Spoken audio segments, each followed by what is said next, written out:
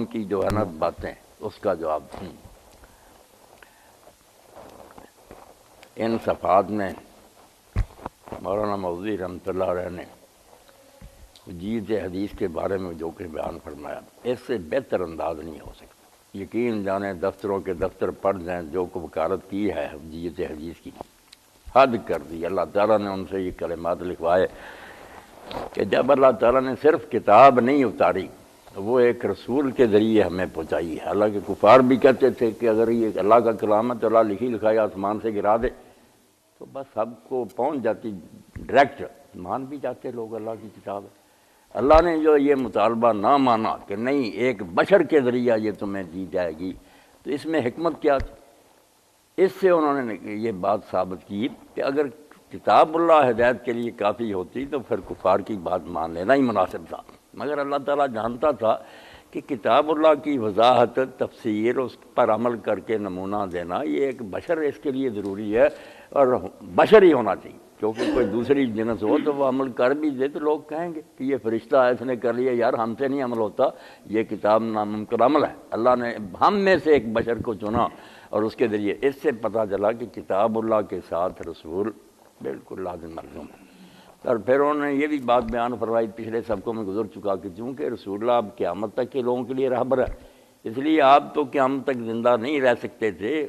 اب وہ ضرورت جو تھی کتاب کے ساتھ رسول کی وہ کس طرح پوری ہو؟ وہ اس طرح ہی پوری ہوگی کہ آپ نے جو کچھ کیا، جو فرمایا، وہ سارے کا سارا جو ہے نا محفوظ اور آنے والوں تک پہنچے، تاکہ بعد والے بھی نہ کہہ سکیں کہ اس وقت تو یار کتاب کے ساتھ رسول صاحب کیا کریں۔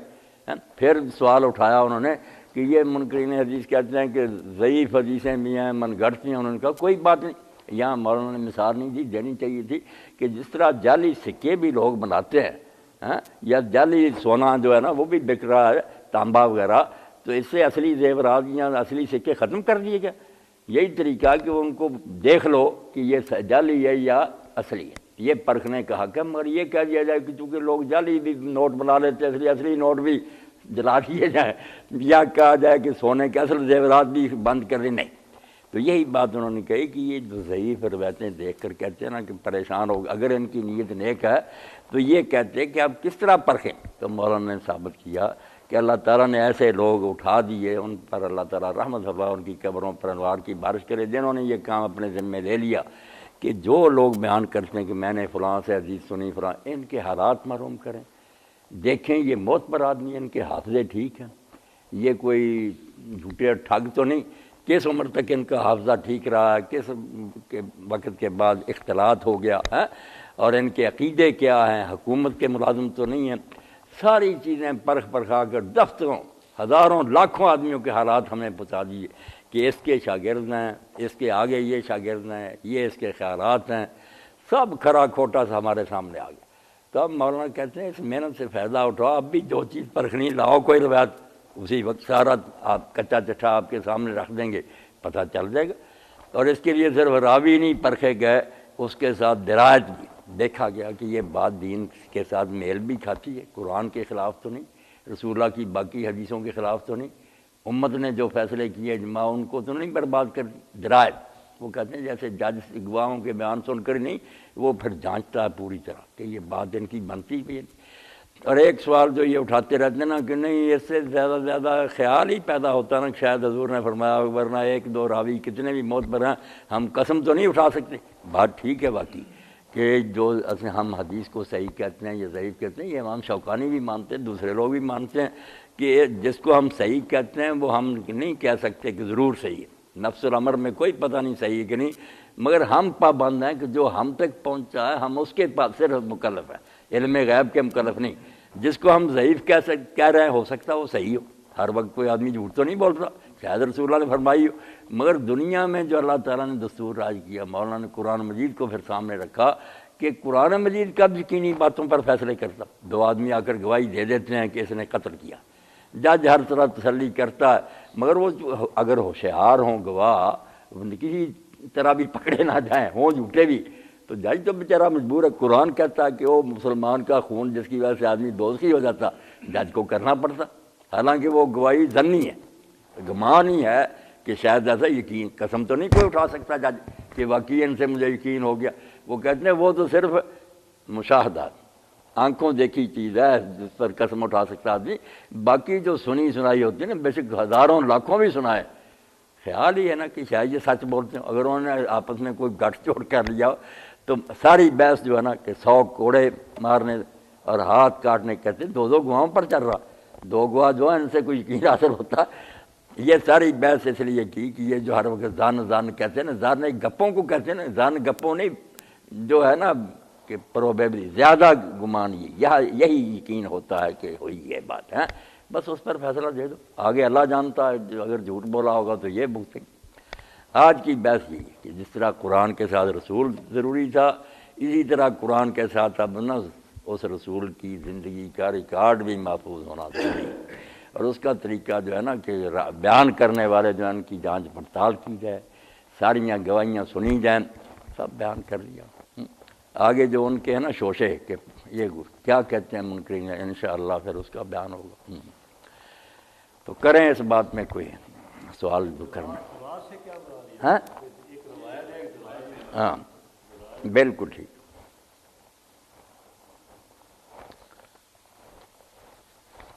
درایت جس کا بیان مولوی صاحب نے کیا، یہ روایت تو ہے کہ لوگ بیان کرتے، صہیب یہ کہہ رہا ہے، شعیب نے یہ بیان کیا، اور راوی جو کہتے ہیں وہ روایت ہے، ان کو جہاں تک پرکھا جا سکتا تھا کہ ان کے حالات معلوم کیے جائیں، ان کے سچے جھوٹے، یہ سارا سلسلہ ہے روایت کا، جو ہے اس میں بیان ہوئی بات، ایک تو نا کہ میں نے فلاں سے سنا جس کو سند کہتے ہیں، آگے ہے پھر متن کہ اس نے بات کیا بیان کی ہے، جیسے لڑی چلی جائے گی کہ امام بخاری کہیں گے مجھے یہ حمیدی نے سنایا، اس نے فلاں سے سنا، ابو ہریرہ کہتے ہیں رسول اللہ نے فرمایا، یا رسول اللہ نے فرمایا تک جو یہ سند ہی ہے، یہ سہارا جس کے اوپر یہ روایت کھڑی ہے، ان کو پرکھنا یہ روایت ہے۔ آگے جو مضمون ہے اس کو بھی دیکھنا کہ یہ مضمون جو بیان کیا ہے انہوں نے، بے شک یہ کتنے سچے لوگ ہیں، دین کے سانچے میں یہ سیٹ ہوتا ہے، باقی دین جو ہمارے پاس ہے، قرآن ہے، رسول اللہ کی بے شمار حدیثیں ہم نے پڑھی ہیں، یہ ان سے ملتی ہے بات؟ امت کو جو چیزیں یقینی طور پر ملی ہے سارے علماء اس پر متفق، ان کے خلاف تو نہیں۔ یہ جانچ پڑتال جو ہے نا متن کی، ٹیکسٹ کی، یہ ہے درایت، یہ ہر ایک انہوں نے اسی لیے کہا یہ بچوں کا کھیل نہیں ہے، جس طرح فیصلے کرنا گواہیاں سن کر جج جو بہت مدت فیصلے کرتے ہیں نا، وہ نتیجہ تک پہنچتے ہیں کہ بے شک یہ کتنے یار آدمی آ گیا نا، یہ بات نہیں بنتی، بے جوڑ ان کی گواہی ہے۔ تو اس کا پھر دوسری جگہ مولانا نے کہا جس طرح ایک آدمی سونا جو ہے نا اس کا کاروبار کر، پھر عمر گزر گیا تو وہ دیکھتے ہی کہہ دیتا ہے کہ بھائی یہ سونا ہے یا تانبا ہے، وہاں اس پر بحث کی جائے نا کہ کسی طرح ثابت کرو، وہ کہتے ہیں یار تم بھی میری طرح جوہری بن جاؤ، عمر گزار دو، یہ قابلیت پیدا ہو جائے گی۔ اس لیے کئی روایتیں ایسی ہیں جو بالکل اس کے راوی پکے، مگر یا انہیں بات یاد نہیں رہی یا کوئی گڑبڑ ہو گئی، وہ بات ایسی ہے کہ نبی علیہ السلام وہ کہہ نہیں سکتے۔ اس کی مثال آپ ابن قیم رحمۃ اللہ علیہ، یہ ہمارے کٹڑ اہل حدیث نہیں نا اس کو مانتے، اس لیے مولوی صاحب کے دشمن ہوئے ہیں کہ یہ درایت کیوں کہتے ہیں، بس راوی پکے ہیں، وہ بے شک کہتے ہیں خدا 3 ہے، مولوی صاحب کہتے ہیں اور پورا قرآن بھرا ہوا کہ خدا ایک ہے، وہ اگر کہتے ہیں خدا 3 ہے تو جھوٹ بولتے ہیں، ہم ان کے کہنے پر حضور کے ذمہ غلط بات لگا دیں۔ اب ابن قیم رحمۃ اللہ علیہ لکھتے ہیں زاد المعاد میں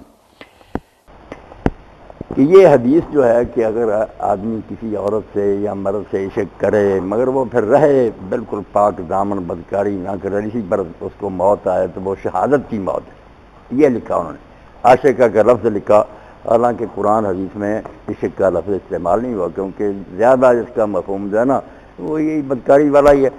تو ابن قیم پھر کہتے ہیں کہ اس کی سند نہیں ٹھیک، مگر بعد میں کہتے ہیں کہ اگر اس کی سند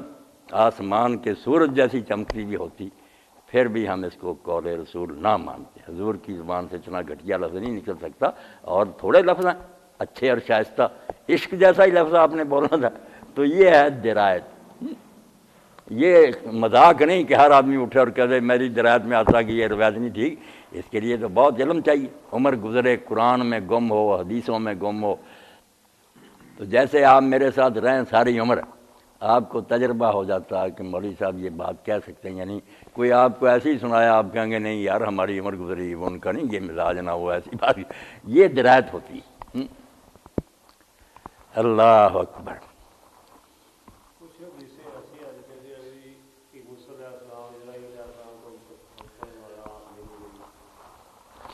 ان لوگوں نے نا پچھلے بھی ہمارے جو تھے کچھ ایسے لوگ تھے منکرین حدیث تو اس دور میں پیدا ہوئے جو کہتے ہیں حدیث ساری صحیح غلط ساری دریا برد کرو. یہ تو ایک گروہ نا، پہلے ایسا کوئی نہیں تھا. سارے جو لوگ تھے کتنے فرقے تھے نا، معتزلہ تھے، خوارج تھے، شیعہ تھے، سب وہ مانتے تھے قرآن کے ساتھ اللہ کے رسول کی باتیں بالکل برابر کی حیثیت رکھنی، صرف پرکھنے میں فرق تھا. تو معتزلہ جو تھے نا وہ ریشنلسٹ تھی، عقلیت پسند زیادہ تھے. یہ درایت بہت اس پر زور دیتے تھے کہ یہ بات نہیں سیٹ ہوتی، اس لیے کئی حدیثوں کے عقلیت پسند گروہ تھا. عالم بڑے تھے، وہ چھوٹے عالم نہیں تھے، مگر ان جیسے نہیں تھے پرویز جیسے کہ عربی بھی نہیں پڑھنی آتی تھی. جب صدر ایوب کے زمانے میں کروکی میں ہوا نا پنجاب یونیورسٹی کا 126 اسکالر آئے تھے، بہت دنیا کے چوٹی کے لوگ. تو اس نے پھر جب یہ قرآن مجید پڑھا نا تھوڑا سا ناظرہ، تو انہوں نے عرب ممالک کے لوگ جو تھے انہوں نے کہا یار یہ قرآن تو نہیں ہے، اب میرا جیسا قرآن تو وہ نہیں مانتے، ہم تو پڑھتے ہیں سیدھا سادہ. یہ شرمندہ ویسے نے پھر آگے یہ کیا جو بعد میں کی نا کوئی تقریر، صرف نمبر صورت فلاں، یہ اس کی آیت عربی نہیں پڑھی، بے علمی تھا مگر گمراہ کرتا رہتا تھا لوگوں کو. تو وہ ایسے نہیں تھے، معتزلہ بڑے بڑے عالم تھے. وہ حدیثوں کا یہ سارے چیزیں انہوں نے اٹھائیں. ریاض صاحب یہ نیا نہیں انہوں نے کچھ کیا، صرف یہ کرتے ہیں نامراد کے اعتراض ان کتابوں سے پڑھ لیتے ہیں، جو جواب سوال دیے نا علماء نے ان کو چھوڑ دیتے.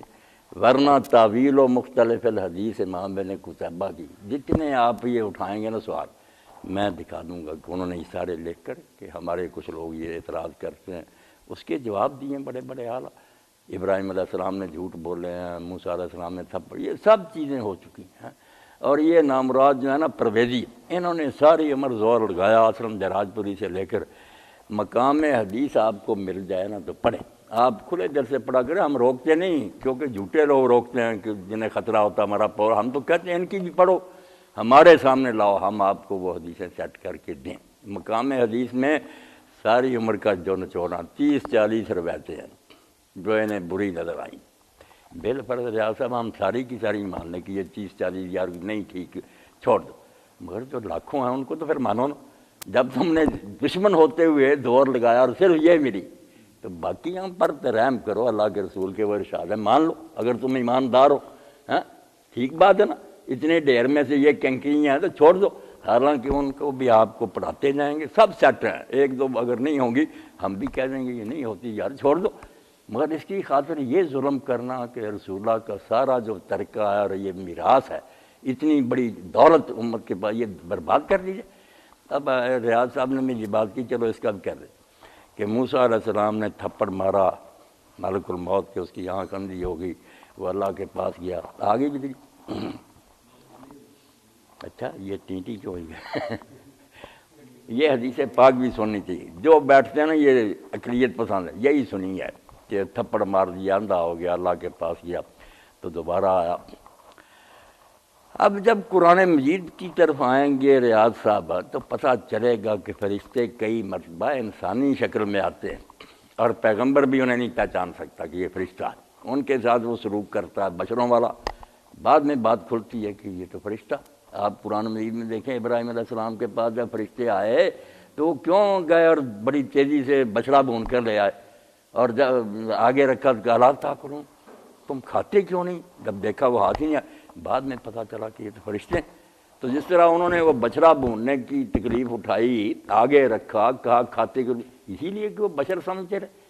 حضرت لوط علیہ السلام کے بعد گئے اسی رات، تو لوط علیہ السلام نے کہا کہ آج تو بڑا سخت دن آیا، یہ مہمان ہے خوبصورت ہے، میری قوم تو بدماش ہے، کیا بنے گا، نہ ٹھہراؤں تب بھی بری بات ہے، ٹھہراتا ہوں تو ان کی بے ادبی ہوگی. تو بیچارے بہت غمگین تھے اور کہتے تھے میں آج میرے لیے بہت مشکل وقت آیا. مگر اللہ تعالیٰ نے بعد میں بات کھول دی کہ فرشتے. اسی طرح حضرت موسیٰ علیہ السلام کے پاس جب ملک الموت آیا نا، وہ انسان کی شکل میں تھا.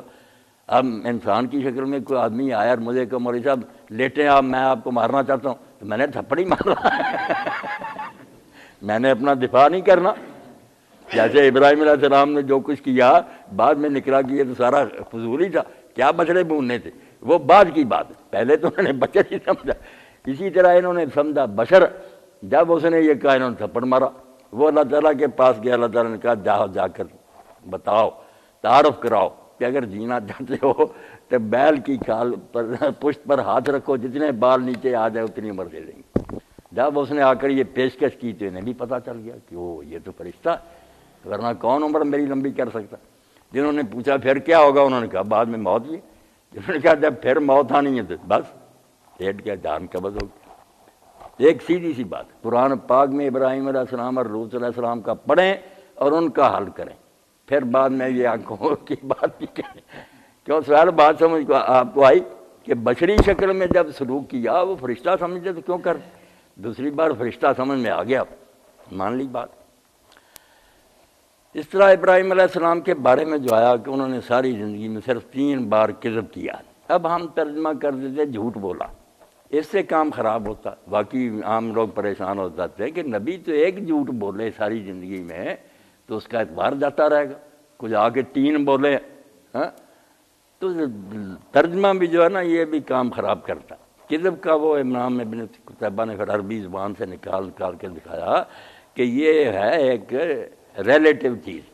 میں ایک بات سچی کہتا ہوں، آپ اس کا کچھ اور مطلب سمجھتے ہیں، بات کھلتی ہے آپ کہتے ہیں یار مولوی صاحب نے تو یہ کیا، مولوی صاحب نے سچ بولا تھا، آپ نے کچھ اور سمجھ لیا تھا، بعد میں پتہ چلا آپ کا فہم غلط تھا۔ نبی جو کہتا ہے وہ بالکل ٹھیک ہے، اس کو توریہ کہنا چاہیے، توریہ کہ وہ کلام ہوتا ذو معنی، اس کے کئی مفہوم بنتے ہیں، اس کے ذہن میں بالکل صحیح مطلب ہوتا ہے، اور صحیح مطلب بھی وہ کہہ رہا ہوتا ہے، لوگ سمجھتے ہیں کہ اس نے یہ بات کی، وہ ان کا سمجھا وہ نہیں ٹھیک نکلا۔ اس کے لیے نعیم صاحب دیکھیں سفر ہجرت میں حضرت ابو بکر، حضرت عمر رضی اللہ، رسول کریم علیہ السلام جا رہے تھے، عام راستہ جو تھا نا جہاں سے مسافر آتے جاتے وہ چھوڑ دیا، آ جائیں چغتائی صاحب یہاں، عام راستے سے ہٹ کر نا شاہراہ عام سے جا رہے تھے۔ اب ادھر اعلان ہوا تھا 100 اونٹ انعام کا کہ جو ابو بکر کا سر لائے، جو رسول اللہ کا 100 اونٹ انعام، لوگ ڈھونڈتے پھرتے تھے۔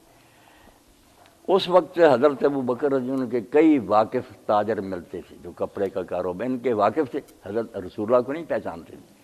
وہ ابو بکر سے پوچھتے تھے کہ یہ آدمی آپ کے ساتھ کون ہے؟ آپ اس وقت جو جواب دیتے تھے وہ ہے اس کا نمونہ حضرت ابراہیم علیہ السلام، رجل یہدینی السبیل،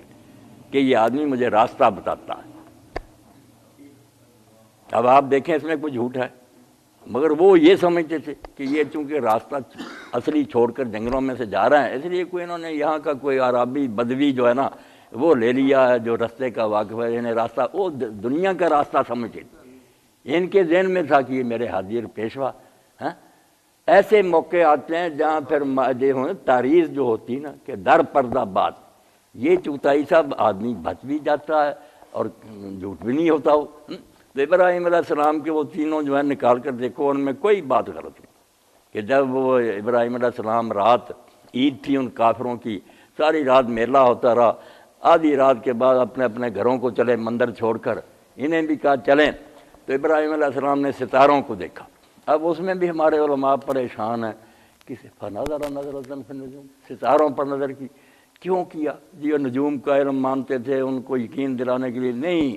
انہوں نے وقت کا اندازہ کیا۔ اس وقت شعیب بھائی گھڑیاں نہیں تھیں، ہم جب پانی جو تھا نا لگاتے تھے باریاں، ہم ستارے سے کہہ دیتے کہ آپ کا ٹائم ختم، بالکل بعد میں گھڑیاں ایجاد ہوں تو وہی وقت نکلے، وہ بڑے تجربے ہوتے تھے۔ اس نے ابراہیم علیہ السلام نے وقت کا اندازہ کیا، انہوں نے کہا رات تو ڈل گئی ہے، اب گھر کیا جانا ہے؟ اور جو کہا نا انی سقیم، کہ میں تھکا ہوا، بیمار کا ضرور لینا کہ جیسے کوئی بیمار ہوتا بستر پر لیٹ جاتا، یہی بات نہیں، اتنا ہی کافی ہے کہ ساری رات جاگتے رہیں، میری طبیعت ناساز ہے، آپ لوگ جائیں میں یہاں رہوں گا۔ ٹھیک کہا انہوں نے، کوئی غلط بات نہیں کی، اور کرنا وہ تھا جو الٹیمیٹم وہ پہلے دے چکے تھے۔ پہلے انہوں نے کہا تھا اللہ کی السلام، اللہ کی قسم میں تمہارے بتوں کی خوب خبر لوں گا، یہ تو پہلے سے اعلان کیا ہوا تھا۔ انہوں نے کہا یہ چلے گیا سارے، وقت کا اندازہ کر کے انہوں نے کہا میں تھکا ہوں، رہنے کے لیے گنجائش پیدا کر لی، بعد میں سارا ہی مرمت کر لی۔ تو اب سکیم بیمار کو ہمارے علماء جھوٹ بناتے ہیں کہ نہیں انہوں نے جھوٹ بولا۔ بھائی کیوں جھوٹ کہتے ہو؟ وقت سارا انہوں نے جاگ کے گزارا تھا، رات تھوڑی رہ گئی تھی، انہوں نے کہا کہ میری چیز نہیں ٹھیک، اس میں کیا جھوٹ ہے؟ اور جو بت توڑے بعد میں انہوں نے کہا کہ آپ نے توڑے، تو ابراہیم علیہ السلام نے کہا بلکہ ان کے بڑے نے توڑے. کسی کافر نے نہیں سمجھا کہ ہمارا جو بڑا ہے یہ بہت توڑتا ہے، اسی لیے وہ شرمندہ ہوئے. انہوں نے کہا یار یہ تو ابراہیم کچھ بھی نہیں کرتے. تو آپ نے کہا لعنت ہے تم پر بھی. جو اپنی فریاد نہیں سنا، وہ تو ان پر چوٹ تھی، ورنہ ان کو بھی پتا تھا کسی نے توڑے ہیں، آپ کو بھی پتا میں نہیں توڑے. وہ صرف ان پر ایک طنز تھی کہ نہیں اس بڑے نے ناراض ہو کر توڑ دیا، اس کا کلاڑا بھی رہنے دیا نا، باقی جو ہے وہ ٹھٹھا کیا تھا انہوں نے. مقصد یہ ہے کہ وہ ساری باتیں عین سچ ہیں، مگر کافر جو اس کا مطلب سمجھتے اس لحاظ سے وہ جھوٹ بنتی ہیں. اس کو کہتے ہیں توریہ. یہ کوئی ناجائز بات نہیں، یہ پیغمبر بھی کہے، ہم بھی کریں، کر سکتے ہیں.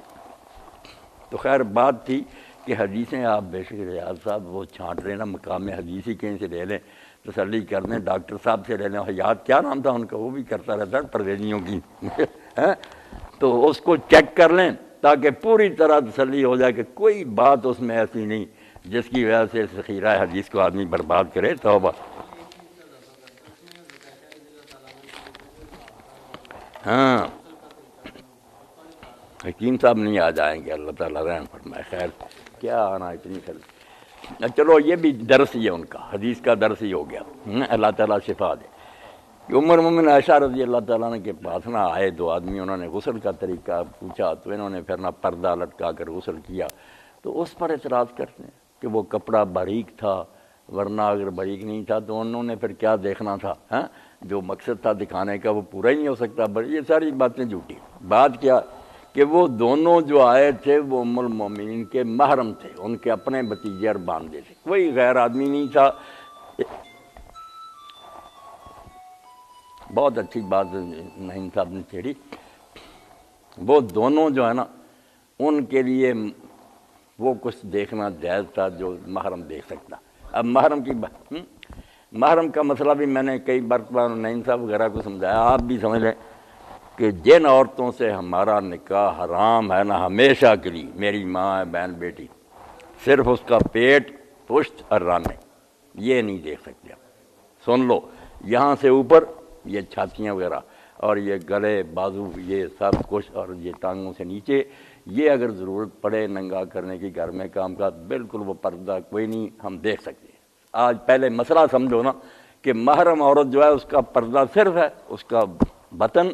ظہر، پیٹ اور پشت اور یہ رانے. اس کے علاوہ یہاں سے اوپر اور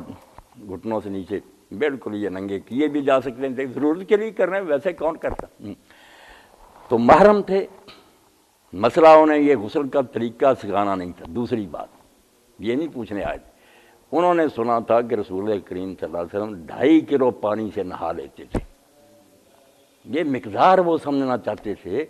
کہ اتنے پانی سے غسل کیسے ہو سکتا. تو اماں نے جو کپڑا لٹکا کر اور سارے وہ دیکھ رہے تھے، یہاں سے اوپر نظر آتا تھا، اپنے اوپر یوں ڈیلانا، اس سے انہیں سمجھایا کہ غسل جنابت غسل نظافت نہیں. جو صفائی کے لیے نہاتے ہیں نا، صابن ملنے وغیرہ، وہ کام نہیں ہوتا. یہاں تو سب نہائے دھوئے ہوتے، خوشبوئیں لگائی ہوتی، صرف منی دھوئیں اور اس کے بعد یہاں اپنے اوپر سے پانی بہا دیں جو سارے بدن پر بہہ جائے تو غسل ہے. دو باتیں ذہن میں رکھیں کہ وہ محرم تھے آپ کے، بھتیجا اور باندھا، اور دوسرا صرف مقدار سمجھانی تھی کہ اس طرح پانی بہا دو، اس پر لمبے چوڑے تکلف کی ضرورت نہیں، وہ صاف پانی سے غسل کا طریقہ. اب بات کوئی کرنی ہے تو کر.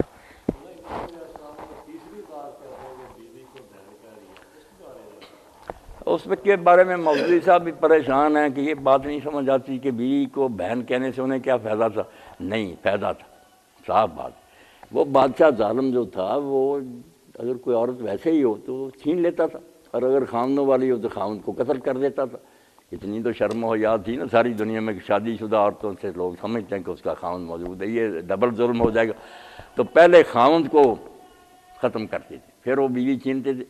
تو ابراہیم علیہ السلام سے جب پوچھا تو انہوں نے کہا بھائی بعد میں اللہ تعالیٰ دعائیں بھی انہوں نے کہ میری مدد کرے گا، مگر پہلے میں بتا دوں کہ میری بیوی ہے تو یہ ظالم اپنے طریقے کے مجھے تو پہلے ہی ختم کر دے گا. اس لیے آپ نے کہا میری بہن، اور بہن تھی وہ چچا کی بیٹی تھی اور دینی بہن بھی تھی، بالکل سگے چچا کی بیٹی. اس لیے آپ نے کہہ دیا، اور اسے بھی کہہ دیا کہ پوچھے تو کہیں یہی کہنا کہ میں میرا یہ نا بھائی ہے، میں بہن ہوں اس کی. اور بعد میں دعا فرمائی حضرت سارہ نے بھی کی کہ اللہ ہم تیرے دین کے لیے دھکے کھا رہے ہیں، ہماری عزت کی حفاظت فرما. تو اللہ نے معجزہ پھر ظاہر کیا نا کہ اس ظالم جب بری نیت سے آگے بڑھا، دھنس گیا زمین میں، بری طرح گرا، 2 مرتبہ ہوا، آخر اس نے معافی مانگ لی، وہ اللہ نے بھی نصرت فرمائی اور ان کی جان بھی بچ گئی۔ تو آپ بتائیں نا، بہن کہنا، بہن نہ کہتے تو اور کیا کہتے؟ پہلے بیوی کہتے آپ کو ختم کر دیتا، بعد میں جو ہوتا ہوتا۔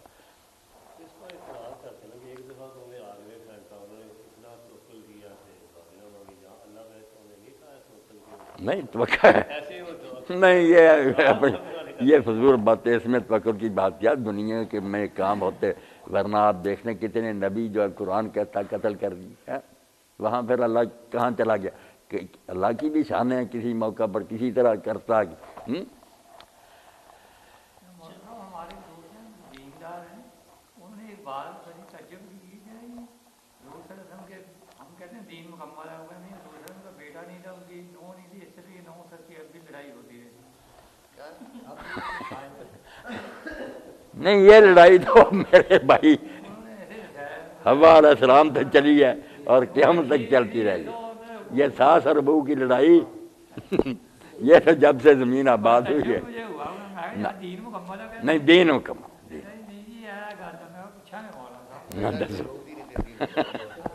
مولانا صاحب ایک سوال ہے کہ میں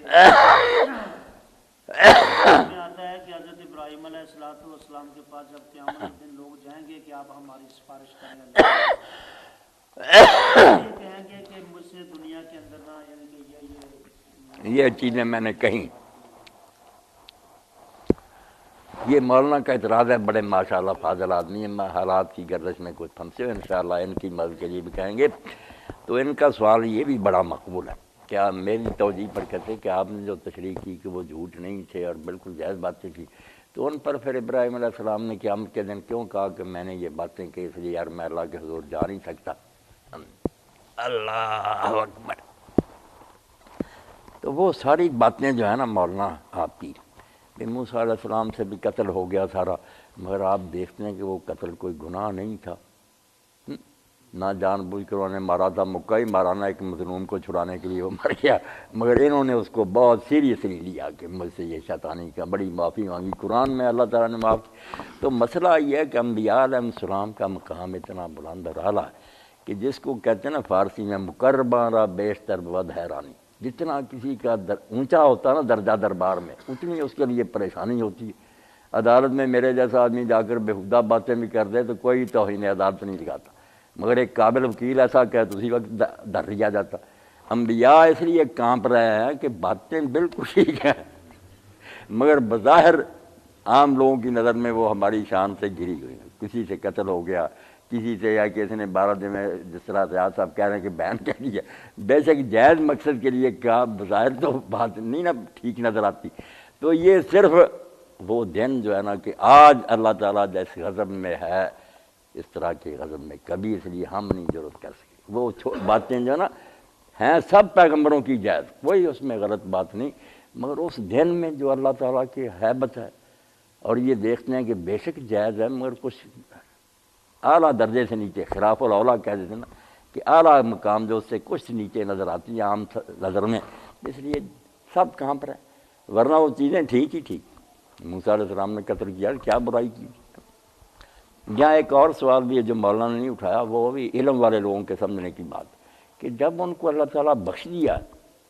نبی علیہ السلام کو بھی جا کر یہی کہیں گے کہ آپ کے اگلے پچھلے اللہ نے بخش دیے ہیں، قرآن میں آیا، اس لیے آپ جرأت کریں، تو آپ بھی جرأت کریں، مگر پچھلوں کا بھی ذکر آیا نا کہ ان کو اللہ نے یہ بخش دیا، ہاں، تو وہ کیوں پھر جرأت نہیں کرتے؟ موسیٰ علیہ السلام کا بھی آیا قتل کیا تو ہم نے اس کو بخش دیا، بخشنے کا ذکر آتا ہے۔ تو اس کا جواب صرف شیخ عز الدین بن عبد السلام نے دیا کہ رسول اللہ کو اطلاع دے دی گئی ہے کہ آپ کو اللہ نے بخش دیا، ان کو اطلاع نہیں دی گئی، اللہ نے اپنے طور پر بخش دیا، مگر ان کو یہ نہیں کوئی پہنچایا پیغام کہ میں نے دوبارہ بخش۔ یہ ایسے نکتے ہیں جو بالکل علم والے لوگوں کو سیکھنے چاہیے، ورنہ ایسے سوال پیدا ہو جاتے ہیں جن میں آدمی پھنس جاتا ہے۔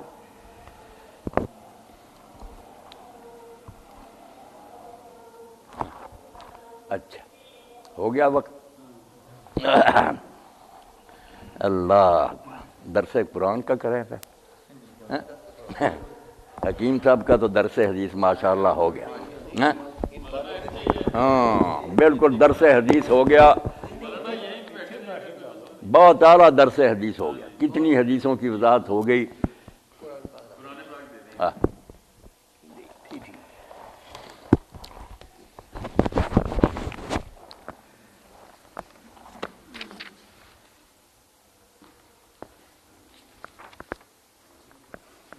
وعلیکم السلام ورحمۃ اللہ۔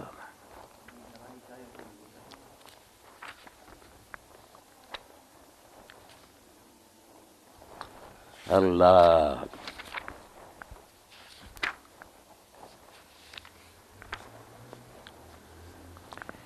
اعوذ باللہ من الشیطان الرجیم، بسم اللہ الرحمن الرحیم۔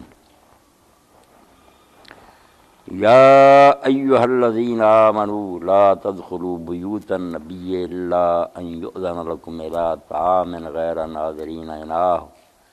ولكن اذا دعیتم فادخلوا فاذا طعمتم فانتشروا ولا مستانسین لحدیث ان ذلکم کان یؤذی النبی فیستحیی منکم واللہ لا یستحیی من الحق واذا سألتموہن متاعا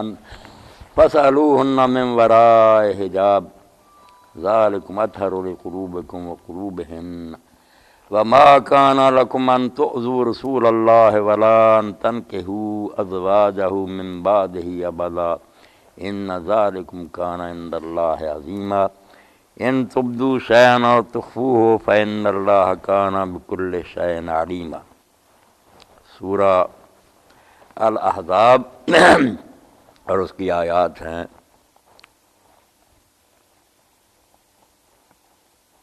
پوری طرح نظر نہیں آ رہا، 53 54 معلوم ہوتی، رکوع ہے 7واں شروع ہوا۔ اے ایمان والو، نبی علیہ الصلوۃ والسلام کے گھروں میں داخل نہ ہوا کرو سوائے اس حالت کے کہ تمہیں کھانے کے لیے بلایا جائے اور اجازت دی جائے، پھر بھی کھانے کے انتظار میں وہاں نہ آپ کے گھروں میں بیٹھے رہا کرو، بلکہ جب بلایا جائے تو صرف اس وقت داخل ہو، اور جب کھانا کھا لو تو پھر پھیل جاؤ، زمین میں چلے جاؤ، اور وہاں باتوں میں جی لگا کر دھرنا مار کر نہ بیٹھو۔ یہ چیزیں اللہ کے نبی کو بہت تکلیف پہنچاتی تھیں، مگر وہ شرم و مروت کے لحاظ سے تمہیں کچھ نہیں کہتی تھی، مگر اللہ تعالیٰ سچی بات بیان کرنے میں کسی کا کوئی لحاظ نہیں کرتا، اس لیے اس نے یہ واضح ہدایتیں تمہیں دے دی ہیں کہ ایک تو بلا اجازت گھر میں نہیں جانا، اور بن بلائے نہیں جانا، جانا بھی وقت پر ہے صرف، اور کھانا کھا کر فوراً وہاں سے چلے جانا۔ اور جب تم آپ کی بیویوں سے کچھ چیز مانگو تو پردے کے پیچھے سے مانگو، یہ تمہارے دلوں کے پاک رہنے کے لیے بھی اچھا طریقہ ہے، اور ان کے دل بھی اس طریقہ سے زیادہ پاک رہیں گے۔ اور تمہیں اس بات کی اجازت نہیں ہے کہ تم اللہ کے رسول کو تکلیف پہنچاؤ، اور نہ آپ کے بعد آپ کی بیویوں سے کبھی نکاح کرنا بالکل حرام ہے تمہارے لیے۔ یہ سب کچھ جو ہے اللہ کے نزدیک بہت بڑا جرم تھا جو تم کرتے تھے یا کرتے ہو۔ کوئی چیز تم ظاہر کرو یا چھپا کر رکھو، اللہ تعالیٰ کو ہر شے کا علم ہے۔ ان آیات میں اللہ کے رسول کی عظمت اور حضور کی بیویوں کا مقام و مرتبہ بھی ایمان والوں کے لیے بیان کیا۔ پیچھے بھی اللہ تعالیٰ نے بیان کیا کہ رسول اللہ کی بیویاں جو ہیں وہ مومنوں کی مائیں ہیں، اور ان سے نکاح بھی اب اس آیت میں کہہ دیا کہ کبھی بھی کسی کے لیے حلال نہیں، حضور فوت بھی ہو جائیں تو کوئی مسلمان ان سے نکاح کا نہیں سوچ سکتا۔ یہ مقام جو ان کو دیا یہ بالکل فطری اور عقلی مقام ہے۔ ایک طرف تو دیکھنا کہ آپ عمر میں بڑی عورت ہو یا کسی بزرگ کی بیوی ہو تو ہم اس کا بھی لحاظ کرتے ہیں کہ یہ ماں سے بھی بڑھ کر ماں ہے۔ اب جو اہل ایمان ہوں گے وازواج امہات المؤمنین، اللہ نے کافروں کی مائیں نہیں کہا، وہ رسول کو کچھ نہیں سمجھتے، ان کو کیا سمجھنا، جن کے اندر ایمان کی رمق ہے، ذرہ بھی ہے، وہ سمجھتے ہیں کہ جو کچھ ہمیں رسول کے گھر سے مل رہا ہے، دین، اس دنیا کی کامیابی اور آخرت کی بھی ابدی بادشاہی، اس سے بڑی دولت کس سے مل سکتی ہے۔ اس لیے اس رسول کی جو بیویاں ہیں وہ ہماری ماؤں سے بھی بڑھ کر ہماری ماں ہیں، ان کے دلوں میں ان کا احترام اپنی سگی ماؤں سے بھی زیادہ ہے۔ اور اگر بعد میں اجازت دے دی جائے کہ ان سے نکاح کرو تو جو ان کو مقام اللہ نے دیا، پچھلی آیتوں میں گزرا کہ اللہ تعالیٰ نے رسول کے گھر میں تمہیں جو آنے کا موقع دیا نا، یہ انتخاب اللہ کا، اللہ یہ چاہتا ہے کہ تمہارے گھر میں کتاب اور حکمت کی جو چیزیں نبی ہر وقت پڑھتا ہے یہ تم دوسری عورتوں تک پہنچاؤ، اس لیے تمہیں معلمات کا مقام دیا ہے، استاد ہو تم تھائی امت کی۔ حضور مردوں کو بتا رہے ہیں تم اس لیے لا رہی، اسی لیے حضور پر یہ پابندی ختم کر دی کہ اتنی عورتیں نہیں کر سکتے، نہیں، آپ کو اجازت تھی کریں، مگر اس کے ساتھ پابندیاں بھی کتنی ہیں۔ یہ بعض بے دین لوگ کہتے ہیں حضور باقی لوگوں کو 4 کہتے تھے، خود اپنے لیے کھلی چھٹی، بھائی کھلی چھٹی کے ساتھ پابندیاں کتنی ہیں۔ امت آزاد ہے کہ وہ اہل کتاب عورتوں سے بھی شادی کرے، ہمیں قرآن نے عیسائی اور یہودی عورت اپنے دین پر رہے، ہم نکاح کر سکتے، نبی نہیں کر سکتے۔ نبی کے گھر میں غیر مسلمہ عورت آ جائے تو صرف عیاشی ہو سکتی ہے، دین اس نے کیا سکھانا، وہ تو دین برباد کر کے رکھ دے۔ اس لیے غیر مسلم عورتوں یہ باتیں میری نوٹ کیا کرو کہ کسی غیر مسلم عورت سے نکاح کا حضور کو حق نہیں اللہ نے دیا، آپ کا دائرہ تنگ کر دیا۔ اور ساتھ ہی ہے کہ ہم اپنے رشتہ داروں میں سے سوائے محرم عورتوں کے باقی جس سے چاہیں نکاح کریں، مگر حلال عورتوں سے بھی نکاح میں حضور کے لیے ایک اور پابندی آ گئی کہ آپ اپنی رشتہ دار عورتوں میں سے صرف ان عورتوں سے نکاح کر سکتے ہیں جنہوں نے آپ کے ساتھ ہجرت کی، ماموں کی بیٹی ہو یا چچا کی، ہجرت کی ہو، ایمان لائی ہو، ایمان والی ہوں، اور ہجرت جن عورتوں نے ہجرت نہیں کی ہو، بے شک ابو طالب کی بیٹی ہو، نہیں آپ نہیں نکاح کر سکتے۔ اللہ نے فرمایا وہ دنیا دار عورت ہو سکتی ہے جو ایسی کسوٹی پر کسی گئی ہے نا، ایسے امتحان میں پوری اتنی کہ دین کی خاطر انہیں وطن چھوڑے، یہ دوسری پابندی ہے۔ نوٹ کریں نا، یہ صرف حضور زیادہ بیویاں، وہ بیویوں پر سوچو کہ نقطہ نظر کیا تھا کہ دیندار عورتیں آئیں جو یہ محاذ سنبھالیں، کہ ایک ایک گھر جو ہے نا وہ مدرسہ ہو، اس قبیلے کی عورتیں آئیں کھلے دل سے اپنی اس اماں سے مسئلے پوچھیں، جا کر ساری امت کو سکھائیں۔ یہ نہیں ذہن میں کیا آتا، یہ نبی کو بھی سمجھتے ہیں کہ جیسے اندر راجا تھا نا، عیاشی کے لیے حضور نے کوئی اڈا بنایا ہوا تھا، بھائی غیر مسلم عورت سے نکاح نہیں کر سکتے، مسلمان عورتیں بھی جو ان میں سے آپ کی چچا اور خالہ کی وہ بیٹیاں جنہوں نے ہجرت کی ہے اور ایمان لائی ان سے کر سکتے ہیں، اور لونڈی بھی حضور صرف مومنہ رکھ سکتے ہیں۔ ہم جنگ میں پکڑی آئے نا، وہ بے شک کافر ہی ہو، وہ حلال ہے جب کسی سپاہی کو حکومت الاٹ کر دے، حضور نہیں کافر بھی لونڈی رکھ سکتے، لونڈی بھی آپ رکھیں گے تو مومنہ رکھیں گے، اور وہ صرف آپ نے ایک ہی رکھی، وہ آپ نے بھی جنگ سے حاصل نہیں کی، وہ ملکیت تھی شاہ مصر کی، کوکس کی، جب خط گئے بادشاہوں کو، اس بادشاہ نے 2 لونڈیاں حضور کو بھیجی جو اس کی ملکیت تھی، ان میں سے ایک حضور نے اپنے لیے رکھ لی، ماریہ رضی اللہ تعالیٰ عنہ، اس سے آخر عمر میں آپ کے گھر میں بچہ پیدا ہوا حضرت ابراہیم رضی اللہ تعالیٰ، جن کے بارے میں صحیح بخاری میں آتا ہے، یہ قادیانی کہہ دیتے ہیں جو ابراہیم زندہ رہتا نبی ہوتا ہے، جھوٹی حدیث سناتے ہیں، جو صحیح الفاظ ہیں وہ نہیں سنائیں گے، کہ بھائی صحیح الفاظ نکالو جو حضور نے نہیں فرمائے، صحابی نے فرمائے۔ لوگوں نے کہا تم نے ابراہیم دیکھا حضور کا بچہ؟ انہوں نے کہا ہاں دیکھا ہے، اور اگر محمد رسول اللہ کے بعد کوئی نبی ہونا ہوتا تو حضور کا بچہ زندہ رہتا اور وہ نبی ہوتا، مگر تمہارے نبی کے بعد کوئی نبی نہیں۔ اتنی کلیئر روایت ہے، وہ نہیں مانیں گے، بے دین گروہ ہیں، الو سیدھے کر رہے ہیں کہ انہوں نے فرقے بنائے ہوئے ہیں اپنے جتھے۔ تو ماریا بھی مومنہ، اور یہ بھی اللہ تعالیٰ نے پابندی لگا دی کہ آپ کو اب کوئی عورت کتنی پسند آئے نا، خوبصورت ہو، حسن والی ہو، سب، مگر آپ صرف اس وجہ سے کہ وہ اچھی ہے اس کو گھر میں لانے کے لیے کسی بیوی کو میں طلاق دے دوں، اس کی بجائے اس کو لے آؤں، زیادہ بھی نہ ہو مجھ پر بوجھ ڈالیں، فرمایا نہیں، محض حسن کی بنا پر اب جو ہے نا رد و بدل ختم ان سے، اسی لیے کسی بیوی کو پھر آپ طلاق نہیں دے سکتے تھے، کیونکہ انہوں نے ساتھ دے دیا آپ کا کہ یا رسول اللہ ہم نے مال دنیا چھوڑا، ہم آپ کے یہ باتیں میں نے کلیئر کی تاکہ حضور کے گھر کا کوئی نقشہ سامنے آئے۔ جو کہہ دیے نا اللہ کہ آپ کے بعد نکاح نہ کرنا، وہ اس لیے کہ اگر نکاح کے جنجل میں وہ پڑ جاتی اور امتی ان سے نکاح کر لیتے تو پتہ نہیں کتنے فتنے اٹھتے، خاص کر کے منافق جن کے یہ ارادے تھے، بے ایمان منافق جو مسلمانوں یہی چاہتے حضور کے بعد کر لیں گے اور پھر ان کو نا ورگ لا کر حضور پر تہمتیں لگوائیں گے، کئی جھوٹ گڑیں گے کہ نبی تو ایسا تھا، اللہ تعالیٰ نے یہ راستہ بدل دیا۔ تو یہ باتیں آ گئیں۔ اب پردے کی بات دیکھو کہ یہ منافق لوگ جب رسول اللہ صلی اللہ علیہ وسلم کئی مرتبہ اپنے ساتھیوں کو گھر بلاتے کھانے پر، آپ کریم نفس سے کھلے تھے، دعوت کرتے، تو یہ بغیر بلائے بھی گھس جاتے کہ جائیں گے اور شوشے چھوڑیں گے، اور خاص کر کے آپ کی بیویوں کو تاڑیں گے، ان سے بے پردگی میں باتیں کریں گے۔ تو اللہ تعالیٰ نے پھر یہ پابندی لگا دی کہ ایک تو بغیر اجازت یہ دوسروں کے لیے بھی حکم ہے سورہ نور میں کہ بغیر اجازت تم نہیں جا سکتے، دروازے پر سلام کہو، ہر گھر میں جنا اجازت مانگو، اجازت ملے تو جائیں تاکہ وہ گھر والے بھی اپنے آپ کو سنبھال لیں، اور اگر وہ آپ کو نہیں پسند کرتے تو کسی اور جگہ بٹھا دیں گے۔ تو اللہ نے کہا نبی کے گھروں میں کوئی شخص بغیر اجازت داخل نہ ہو، اور وہ بھی کھانے کے لیے جائے، پھر کتنا کہا کہ اگر کھانے کے لیے ہو پہلے ہی پہنچ جائے، وہاں بیٹھے محفل جمائی، غیر ناظرین اناء، پکنے کا انتظار نہ کریں، اس وقت جائیں جب پک جائے کھانا، بالکل ولیکن اذا دعیتم، جب بلایا جائے۔ یہ اس میں یہ بھی آ گیا کہ جن کو بلایا صرف وہ جائیں، جو بین بلائے گھس جاتے تھے نا، تو سعید صاحب بیٹھے اور بڑے طفیلی کہتے ہیں، طفیل ایک ہے نا شاعر تھا کوفہ میں، وہ گھس جاتا، سرا میں رہتا تھا، مسافر کھانا کھانے لگتے وہ ان کے پاس پہنچ جاتا اور لیمو اپنے پاس رکھتا تھا، اور ایک لیمو کاٹا اوپر نچوڑ دیا کہ یار ایسے کھانا بڑا مزیدار ہو جائے گا۔ وہ بیچارے پھر کہتے ہیں آپ بیٹھ جائیں، انہوں نے کہنا ہی تھا نا کہ بیٹھ جائے،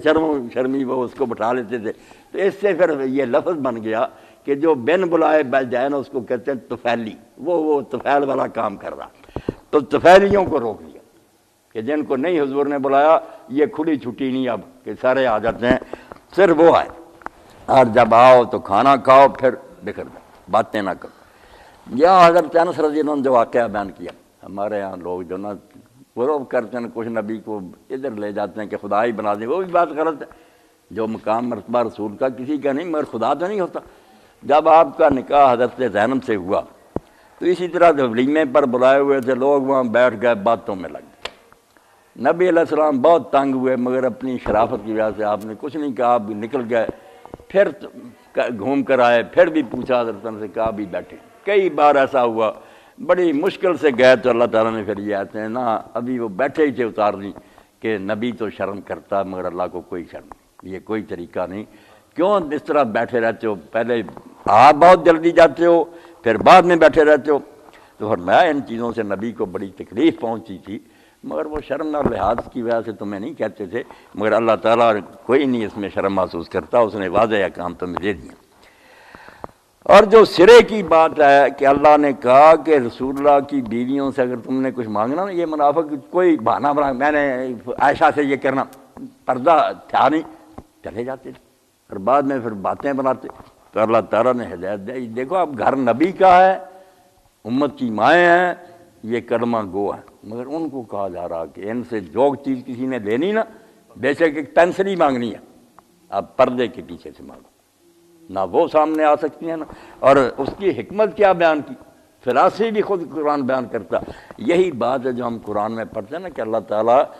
رسول کے ذریعے کتاب اور حکمت کی تعلیم دیتا ہے۔ یہ بات سمجھ لو، علم والے بیٹھے ہیں جگہ جگہ کہ ہم نے فلاں نبی کو عیسیٰ کو بھی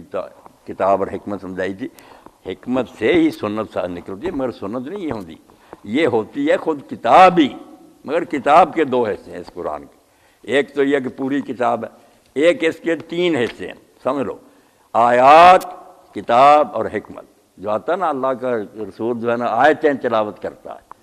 کتاب کی تعلیم دیتا ہے، حکمت، یہ تینوں قرآن کے اندر ہی کیا ہے۔ ایک آیات تو ہیں کہ یہ ساری آیات ہی ہیں، مگر ایک وہ حصہ جس میں دلائل بیان ہوئے، یہ آج کا درس نوٹ کرنا، دلائل، اللہ ایک ہے، رسول سچا ہے، قیامت برحق ہے، اس کی جو دلیلیں بیان ہوئی ہیں نا اور کافروں کے اعتراضوں کے جواب ہیں، وہ حصہ قرآن کا جو آیات ہے۔ یہاں آیات سے مراد دلائل ہیں، عام آیتیں نہیں، دلائل۔ آپ سن لیں ان فی ذلک لآیات لقوم یعلمون، ان کے بعد پھر آ جاتا ہے کہ ان چیزوں میں ان لوگوں کے لیے آیات ہیں جو علم حاصل کرنا چاہتے ہیں۔ کہاں کسی جگہ فرما دیتا آسمانوں اور زمینوں کی پیدائش میں، دن اور رات کے آنے میں، تمہارے پیدا کے، بہت چیزیں گن کر کہہ دیتا اس میں تمہارے لیے آیات ہیں، دلائل۔ تو دلائل کا ایسا جیسے پہلے منوایا جاتا نا کہ یہ دین زبردستی نہیں تمہیں منوا رہا، اس کے پاس دلیلیں ہیں اس کی کہ اللہ ہے، ایک ہے، ان صفتوں کمال کے، رسول کی ضرورت ہے۔ تو دلائل کا حصہ آیات ہے، اس سے جو لوگ مطمئن ہو جاتے ہیں، چوتھائی صاحب مان جاتے ہیں کہ ہمیں سمجھ آ گئی کہ اللہ ہے، رسول سچا ہے، کتاب برحق ہے، آخرت ٹھیک ہے، وہ پھر مطالبہ کرتے ہیں کہ ہمیں کوئی آپ بتایا جائے کہ ہم زندگی کس طرح گزاریں، حلال حرام کا کوئی ضابطہ۔ وہ حصہ قرآن کا جو ہے وہ میرے بھائی کتاب کہلاتا، قانون، پھر لا دیا جاتا ہے، ہر معاملے میں حلال و حرام کی حدود مقرر کرے، وہ حصہ کتاب ہوگا۔ اسی لیے کہیں گے آج تک کتب علیکم، کتب اللہ ہو، ہاں کتاب اللہ علیکم، وہاں یہ آیتیں آتی ہیں، بچہ بات بھی سن رہا، وہ قانون کے حصے ہیں۔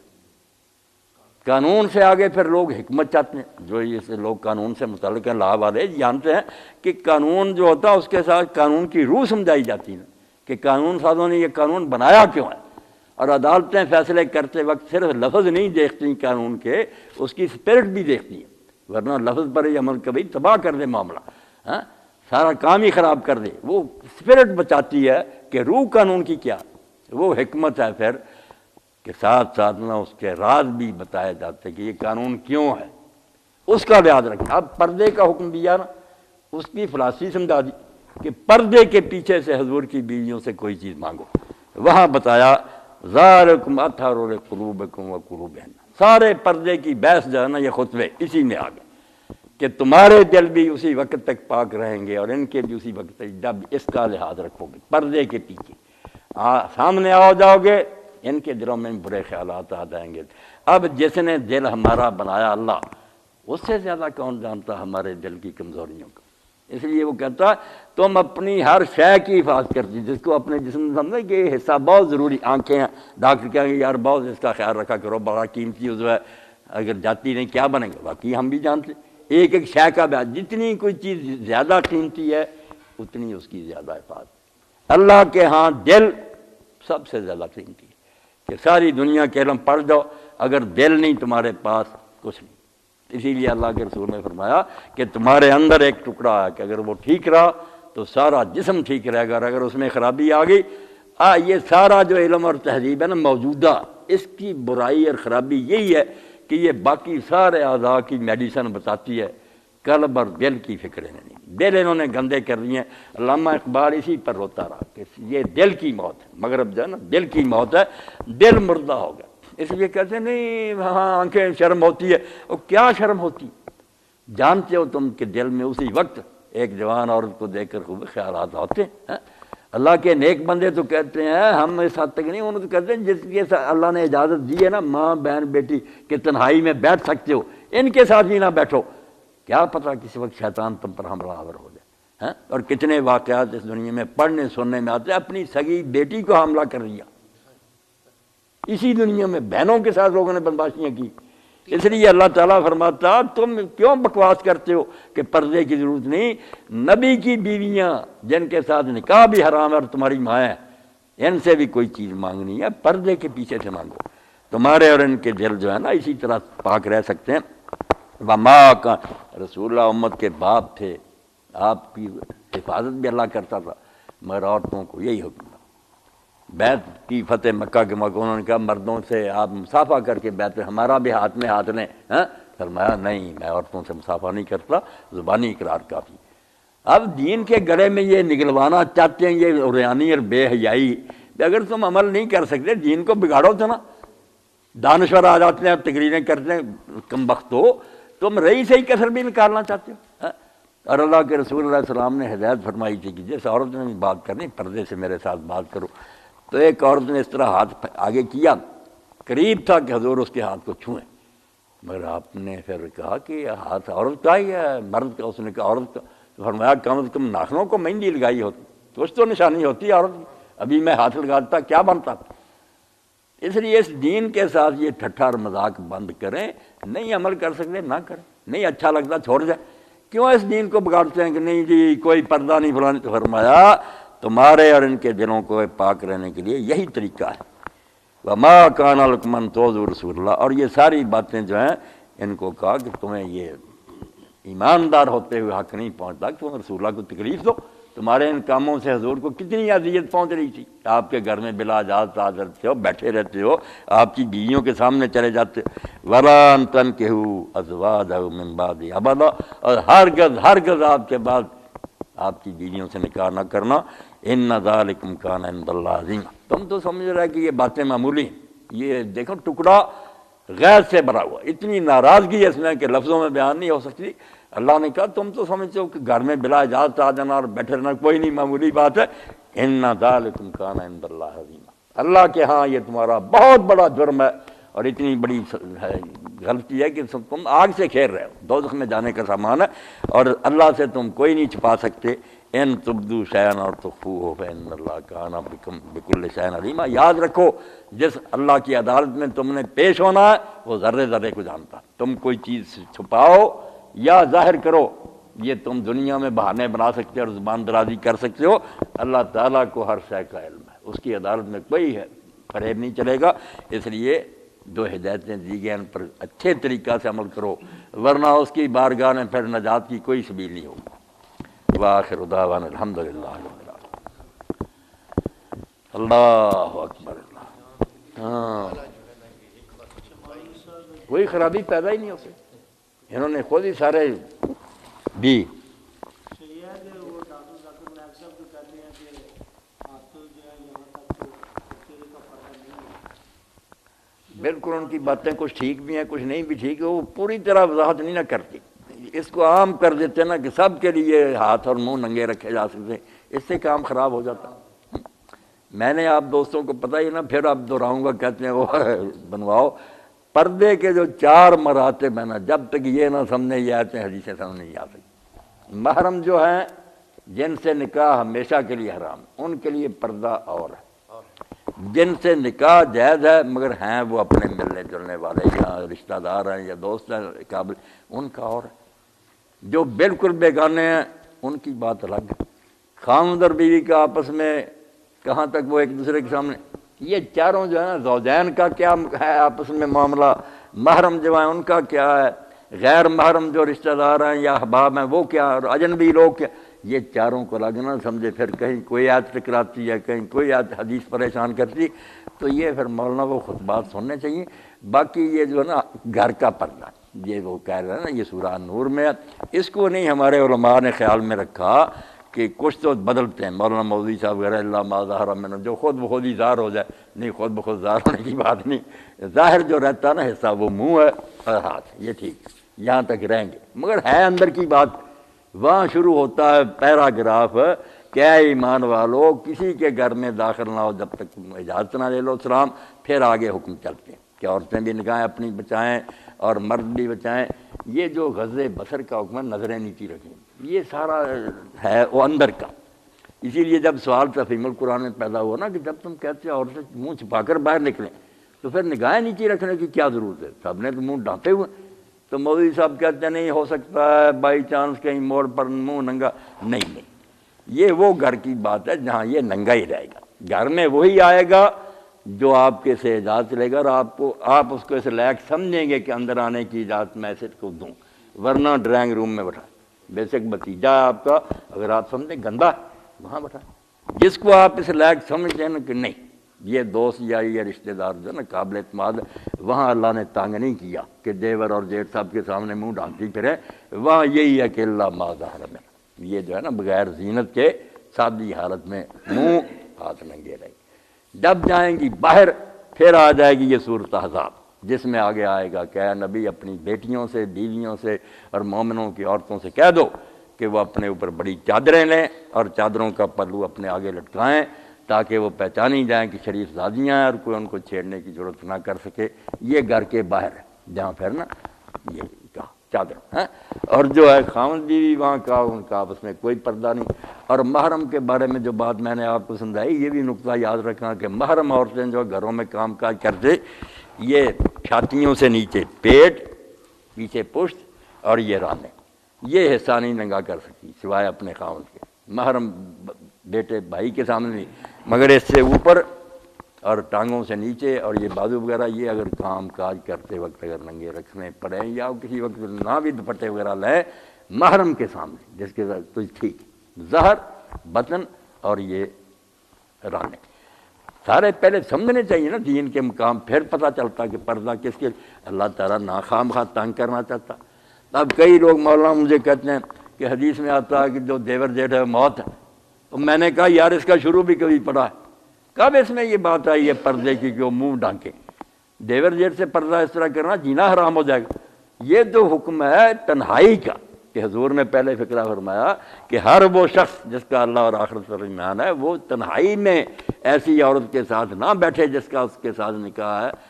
ورنہ تیسرا شیطان ہوگا، لا یخلون خلوت کہ بند کمرہ کنڈیاں چڑھائی ہوئی، وہاں بیٹھے خطرہ ہی خطرہ۔ اس وقت لوگوں نے پوچھا کہ دیور جیٹ، فرمایا موت، یہاں تو اور زیادہ بے تکلفی ہوتی ہے۔ یہ تنہائی ہے، خلوت بلا جنبیہ، یہاں یہ پردہ پردہ کا مسئلہ کوئی نہیں تھا، انہوں نے آپ یہ بنا لیا، کتابیں کھول کر پڑھیں پتہ چلے۔ زوجین، محرم، غیر محرم اور اجنبی، یہ چار جو ہے نا الگ الگ، جب تک نہیں سمجھیں گے کبھی کوئی آیت پریشان کرے گی، کبھی کئی ایسی باتیں جیسے اپنا جینا حرام ہوگا، کہیں بالکل پھر آوارگی ہوگی، ساری چیزیں سمجھنے کی ہیں۔ یہ اہل کتاب کے بارے میں جو ابھی ذکر ہوا ہے کہ ان کی عورتوں کے ساتھ نکاح ہو سکتا ہے، اہل کتاب جو ہے ان میں عقیدہ تثلیث کی وجہ سے، یعنی ان میں جو ہے یہ ہے کہ وہ شرک ہے، تو ان کے ساتھ یہ کس طرح ہو سکتا ہے نکاح؟ یہ مولانا یہی بات ہے کہ ایک طرف تو اللہ تعالیٰ سورہ بقرہ میں کہتا ہے کہ مشرک مردوں عورتوں کے ساتھ نکاح نہ کرو، یہ دوزخ کی طرف بلاتے ہیں۔ مشرکین کا تو وہ کہا،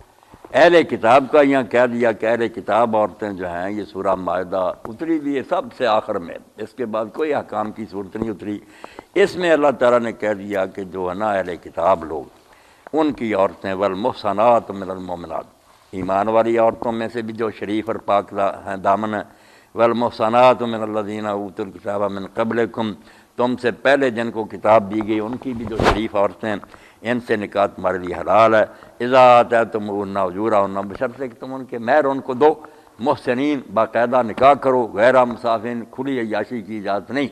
ولا متخذی اخدان، نہ چوری چھپے یارانوں کی ضرورت ہے،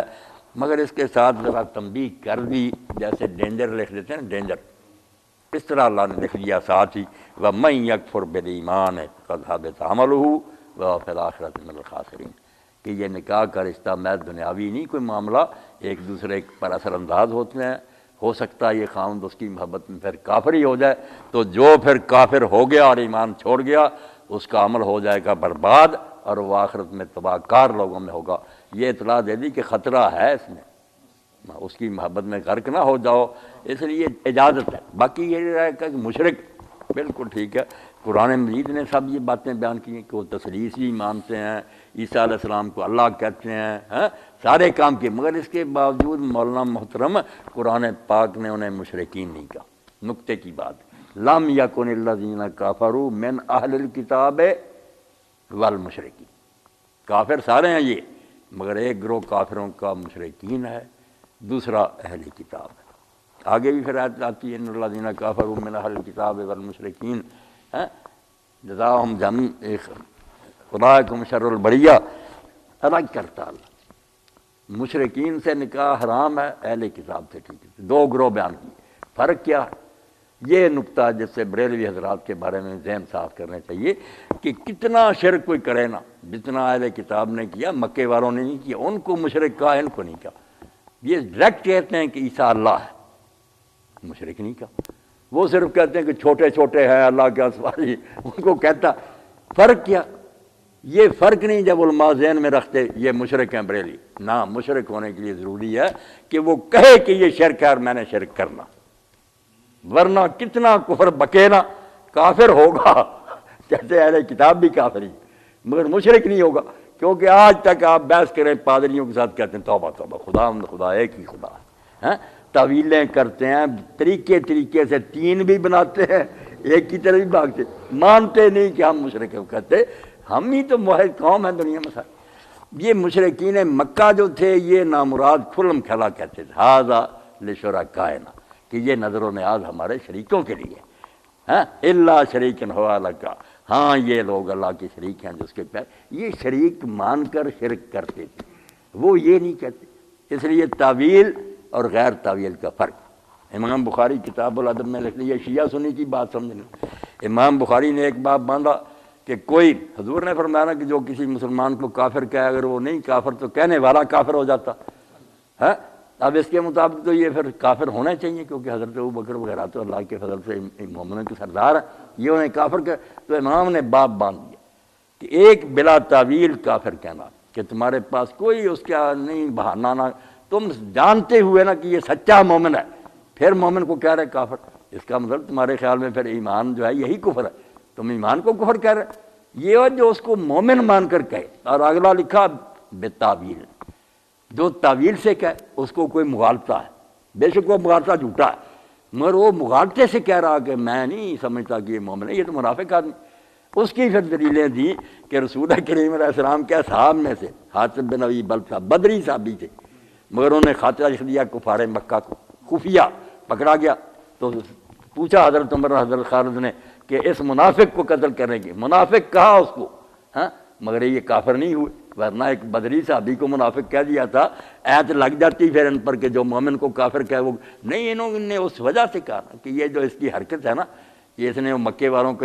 یہ بتاتی کہ منافق، یہ دو باب باندھے کہ بلا تعویل کہے اور ایک تعویل سے کہے۔ اب یہ شیعہ جو ہے ان کے بارے میں ہمارے علماء یہی کہتے ہیں نا کہ یہ بے شک جتنا بکتے ہیں انہیں کچھ مغالطے ہو گئے، وہ بے شک مغالطے ہمارے خیال میں غلط میں ہوگا کہ حضور کو لکھنے نہیں دیا، نبی علیہ السلام کی وفات کے بعد علی کو اور خاندان اہل رسول کو مشورے میں نہیں بلایا، 6 مہینے انہوں نے بیعت نہیں کی، اور بعد میں بیعت کی تو کہا ہمارے گھر میں صرف ابو بکر آیا، ہم حضرت عمر کو اپنے گھر میں نہیں دیکھنا چاہتے۔ یہ بخاری مسلم میں نا، ان چیزوں سے ان کے دل میں یہ بیٹھ گیا ہے کہ یہ لوگ صرف دنیا دار تھے، حضور کے سچے صحابی نہیں تھے۔ یہ مغالطہ انہیں بچاتا ہے نا کہ یہ تعویل ہے جس کی وجہ سے انہیں پناہ حاصل ہے، کہ جو بکتے ہیں وہ کہتے ہیں اگر یار ہم نے سچے صحابی مان کر برا کیا تو کافر نہ ہو جائیں، ہم انہیں صحابی نہیں مانتے، ساتھ رہیں عبداللہ بن ابی کی طرح، مگر یہ لالچ کے طور پر کہ حکومت پر قبضہ کریں۔ اب یہ بات کتنی غلط ہو، علماء ہوتے وہ کہتے ہیں شبہ تو ان کو ہے نا، اس شبہ کی وجہ سے وہ ڈائریکٹ نہیں کہتے کہ مومن ہیں تو مومن کو ہم نے کافر کہنا، وہ کہتے ہیں یار ہماری سمجھ میں یہ مومن نہیں ہے۔ تو یہی حال ہے کہ مشرکین جو تھے وہ بلا تعویل شرک کرتے تھے صریحاً۔ یہ اہل کتاب جو ہیں شرک ان سے بڑا کرتے ہیں، مگر ان سے بحث کرو یہود اور نصارہ سے، وہ توحید پر جمے ہوئے تعویلیں کرتے ہیں اپنے عقیدے کی۔ جب ان سے نہیں نا بات بنتی کہ تین بھی بنا رہے ہو کہ یہ باپ ہے، یہ بیٹا کھڑا ہے، یہ رول کو تین تو پرسن ہے، پھر ایک کیسے ہو گیا؟ وہ کہتے ہیں یہ بات یار عقل سے باہر ہے، یہ صرف چونکہ ہمارے دین نے بتائی ہے اس وجہ سے ہم مانتے ہیں کہ تین بھی ہیں اور پھر ایک ہیں۔ یہ خود وہ کہتے ہیں کہ عقل سے یہ معاملہ حل نہیں ہو سکتا، مگر تین ماننے پر نہیں آتے کہ خدا تین ہے، نہیں کہتے نہیں ایک خدا ایک ہی ہے۔ تو مولانا نے یہ سوال چھیڑے تو کچھ وضاحتیں ہوئی کہ جو بلا تعویل کوئی بات کرے نا وہ اور ہے۔ مثال اس کی یہ بھی سمجھ لو کہ قتل تو نصیر احمد ایک ہی ہے نا، بندہ مر گیا، ایک ہے کہ جان بوجھ کر مارا کہ میں نے اس کو مارنا ہی ہے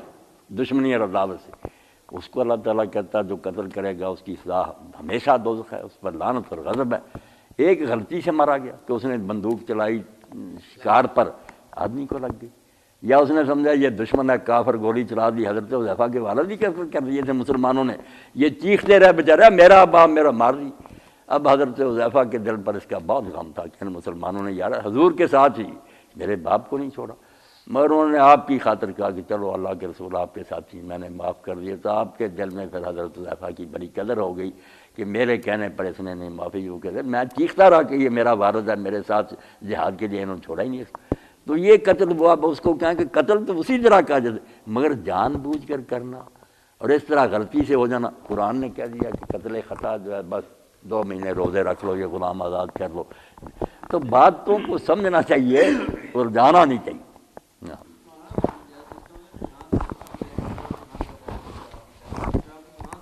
ہاں صحیح، اس کا بھی نمونہ دیکھ لینا آپ نے، ہے نا کدھر چلی؟ آپ حیران ہوں گے یہ صحابہ کرتے ہیں، صحابہ سے بھی غلطیاں ہو جاتی ہیں بڑی بڑی۔ اب یہ چھوٹے صحابی نہیں تھے، حضرت قدامہ بن مظعون جو تھے یہ حضرت عمر رضی اللہ عنہ کے بہنوئی تھے، بہنوئی نہیں سالے عبداللہ بن عمر کے ماموں تھے، اور بدری صحابی تھے دونوں بھائی عثمان قدامہ ابن مظعون۔ انہوں نے حضرت عمر کے زمانہ میں شراب پینی شروع کر دی علانیہ، اور لوگوں نے جب کہا تو انہوں نے کہا حلال، ہمارے لیے کوئی حرام نہیں، یہ دوسروں کے لیے حرام ہے۔ ہم جو ایمان والے اور تقوی والے لوگ ہیں نا، سورہ المومنون پڑھی انہوں نے کہ لیس علی الذین آمنوا وعملوا الصالحات جناح فیما بینہم، یہ جو جی چاہے کھائیں پئیں ان کے لیے کوئی حرام نہیں۔ قرآن پڑھ دیا انہوں نے اور سب گونگا، کوئی نہ بولے۔ حضرت عمر نے جب بلایا انہوں نے کہا پیتا ہوں اور پینی ہے، حلال ہے ہمارے لیے، جو کہتا ہے حرام آئے سامنے، قرآن نے ہمیں چھٹی دیا، ہم سے زیادہ کون متقی اور پرہیزگار؟ اللہ نے کہا جو ایمان لائے، نیک کام کیے اور متقین، لیسا ان پر کوئی گناہ نہیں، فی ما ٹائم، جو جی چاہے کھائیں۔ تم تو ایک شراب کو روتے ہو، ہم جو جی چاہے کھائیں گے۔ تو آپ نے پھر کہا کوئی اس کا منہ بند کرے۔ تو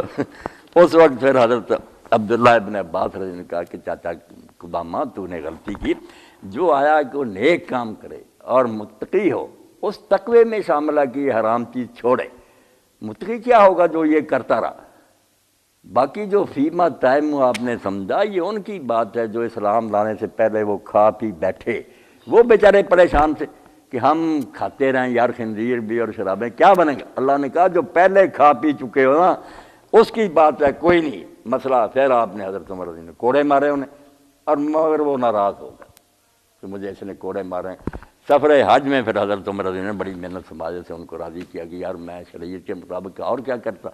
تو سارا قصہ تمہیں سنا دیا کہ تعویل کی وجہ سے وہ شراب پینے لگے، بدری صحابی قرآن کی ایک آیت کو عورت سمجھ گیا۔ اللہ اکبر، یہاں کوئی ایک مسئلہ ہے بس۔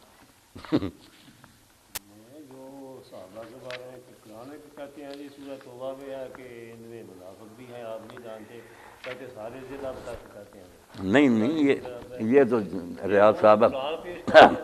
دو ہٹ درمیر داندلی پر آ جانا، اس کا تو علاج نہیں۔ قرآن تین طبقے بیان کرتا کہ ایک تو نیکیوں میں بہت آگے نکل گئے، وہ رضی اللہ عنہ ورضوان والسابقون الاولون من المہاجرین والانصار، سارے مہاجر انصار بھی نہیں، ان میں سے جو بہت آگے چلے گئے۔ دوسرا طبقہ پھر ساتھ ہی کہا کہ مدینہ کے ارد گرد اور مدینے میں بھی مرادو علی النفاق، پکے ماہر ہیں منافق، لا تعلم تو نہیں انہیں جانتا، نحن نعلم صرف ہم جانتے۔ تیسرا طبقہ بیان کیا کہ وہ ایسے ہیں کہ مانتے اپنی غلطیوں کو، خلط عملا صالحا وآخر سیئا، کبھی اچھے کام بھی ان سے ہوتے کبھی برے۔ تین طبقے اس وقت کے بیان کرتے کہ اعلیٰ قسم کے بھی ہیں، منافق بھی ہیں، اور ملے جلے بھی کہ اچھے برے کام دونوں ہو جاتے ہیں۔ کہتے ہیں سارے تو رضی اللہ عنہ بات یہ کرتے ہیں نا، اس میں کچھ مشکوک ہو گیا نا۔ ہاں تو یہی بات ہے، قرآن نے صرف پہلے طبقے کے ساتھ کہا کہ وہ ان سے خوش ہے،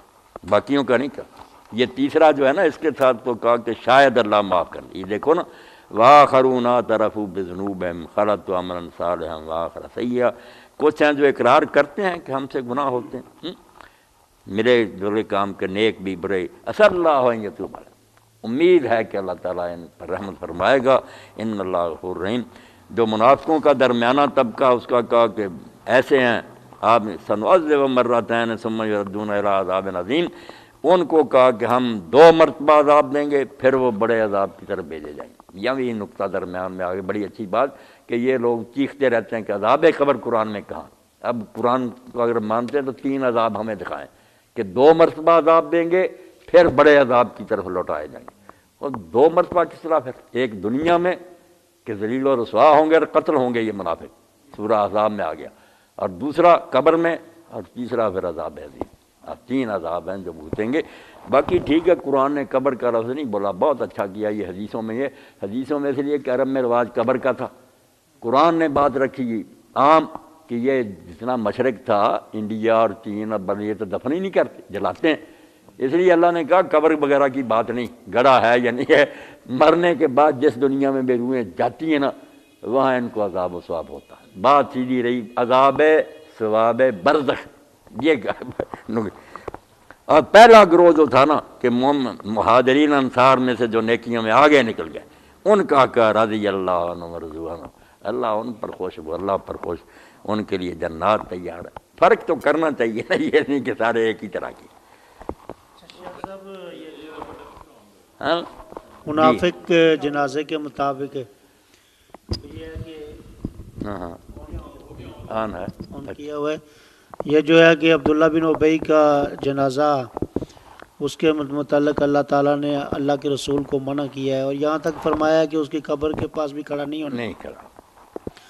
اب موجودہ دور میں یہ ہے کہ جب ہم حدیث کو پڑھتے ہیں تو اللہ کے رسول نے جن کے آپ نے نشانیاں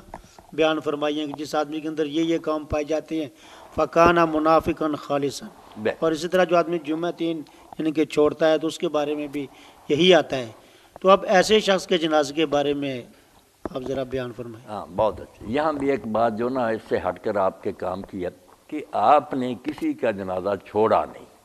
جب یہ ایت اتر گئی کہ منافق کی نماز جنازہ نہیں پڑھنا، نہ اس کی قبر پر کھڑے ہونا، تو پھر شاید چاہیے تھا نا کہ بعد میں کوئی جنازے آتے اور آپ نہ پڑھتے، پتہ چل جاتا کہ منافق کا، آپ اس آیت پر عمل کرتے۔ کوئی نہیں،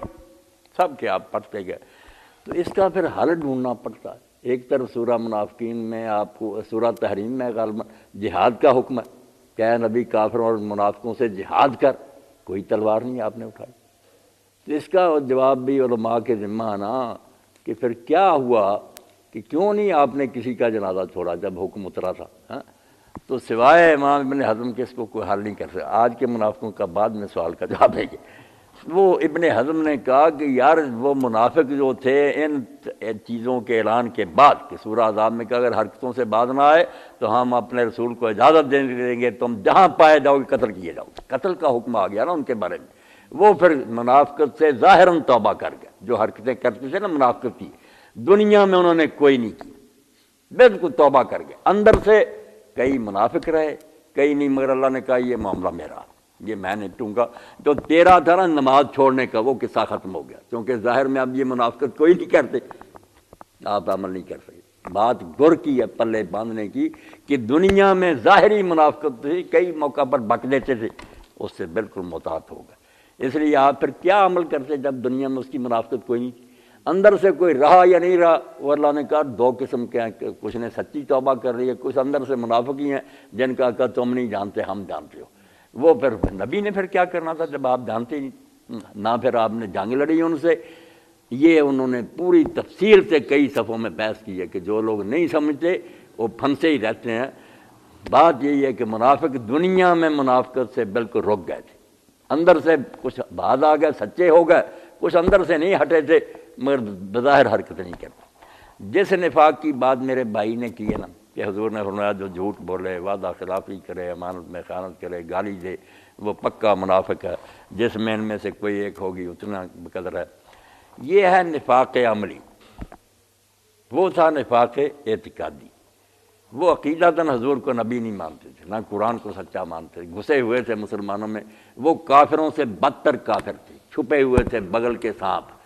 یہ ہے نفاق عملی کے مرتبے کہ اللہ کو مانتے ہیں، رسول پر کا ادب کرتے ہیں، قرآن کو سچا مانتے ہیں، مگر کردار میں کچھ خامیاں ہیں۔ منافقوں والے کام ہیں ان کے، مگر وہ منافق کے حضور کو نبی نہ مانے وہ نہیں ہے۔ اس لیے ان پر وہ حکم جو تھا نا کہ جنازہ نہ پڑھو وہ نہیں لاگو ہو سکتے۔ یہ چیزیں جو ہیں ان پر ہم تنبیہ کریں گے کہ مومن ہو کے یاد توارے کرنے کے کام نہیں،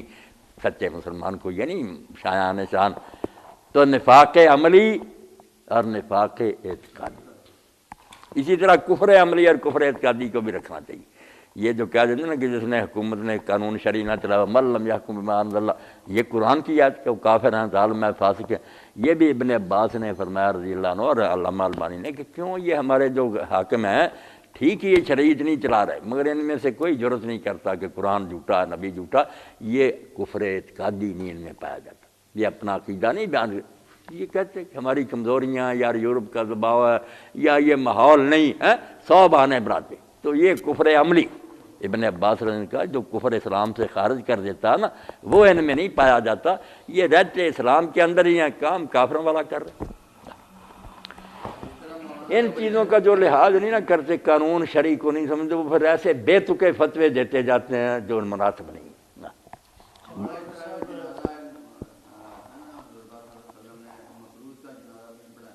ہاں، حالانکہ وہ نہ منافق نہ کچھ نہیں، بس قرضہ ہی تھا۔ اور نبی کریم صلی اللہ علیہ وسلم کا یہی طریقہ تھا نا کہ لوگوں کو بتایا جائے کہ قرض جو لینا ہے نا یہ بہت بری بات۔ اسی لیے آپ دعا بھی مانگتے تھے اللہ عذاب قبر سے، عذاب جہنم سے، کفر سے بچا۔ اس سے قرض لوگ پوچھتے قرضہ اتنا بڑا تھا، حضور فرماتے یہ مکروز کا کیا دین ہوتا، نہ وعدہ پورا کر سکتا نہ، تو بہت بری بات۔ اس لیے توجہ دلانے کے لیے جب تک بیت المال میں گنجائش نہیں تھی نا اس وقت تک یہی حضور کا طریقہ تھا کہ کہتے تھے یہ مرا اس نے کچھ چھوڑا ہے قرضہ اتارنے کے لیے، اگر نہیں تو کہہ دیتے تھے پھر تم اپنے بھائی کا پڑھ لو، یہ نہیں کہتے تھے کہ سرے سے کوئی نہ پڑھے۔ یہی بڑی سزا تھی کہ اللہ کے رسول کی دعا سے محروم رہ گیا، تو اس کا یہ اثر ہوتا تھا، گیا نہیں اس طرح کوئی بغیر جنازے کے حضور کے۔ آپ اعلان فرماتے میرے بھائی اسی وقت کو اٹھ کھڑا ہو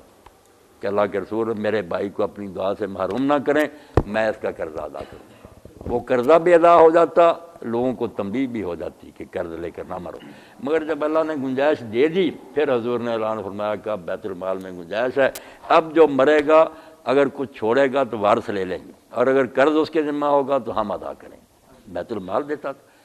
اسی لیے یہ لوگ جو پوچھتے ہیں انشورنس کا، میں کہتا ہوں یار تم نے وہ بیت المال برباد کر دیا، اب یہ لوگ انشورنس نہ کرائیں تو اور کیا کرائیں؟ وہ انشورنس ہی سارے ملک کی کہ جن کے پاس ہے وہ زکوٰۃ دے، جن کے پاس نہیں ان کو گھر بیٹھے وظیفے ملتے، وہاں کوئی آدمی پریشان ہی نہیں تھا کہ کل کیا بنے گا۔